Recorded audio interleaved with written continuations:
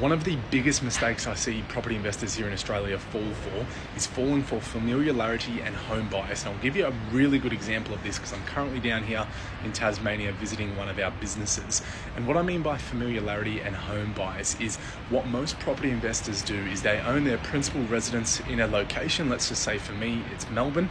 And then what they do is when they start their property investment journey, they buy with where they're familiar with, and that's typically in a 40, 50K radius from where they live because they're familiar with the area, they've got a bias, they've grown up there, they think it's a great location, they think there's all this infrastructure coming up, and whatever the reasons may be, most commonly that's what I see property investors do here in Australia and do wrong.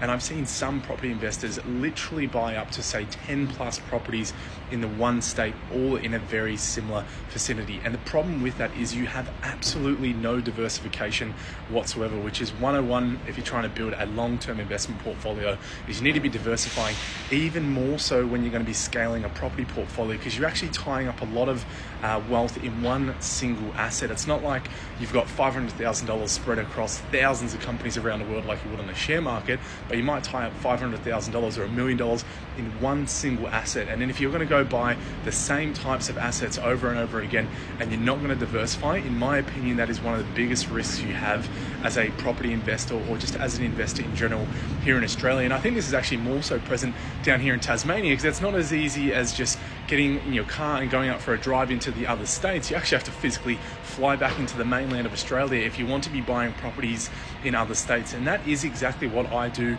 as an investor, and that's also what I recommend my clients do if they're going to be building and scaling their wealth out.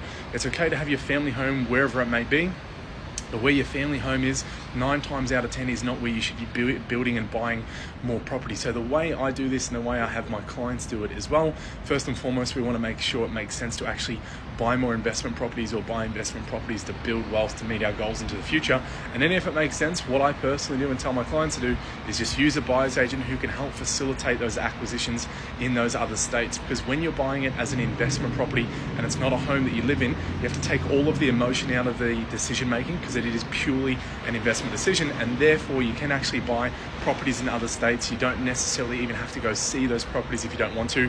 I bought one about a year and a half ago up in Queensland. I physically haven't even been through that property yet, and it has done incredibly well. So that's the way I personally do it. That's what I tell my clients to do. And if you're a investor here in Australia and trying to build some wealth through property, I suggest you have a think about it. Of course, if you've got any questions, feel free to reach out.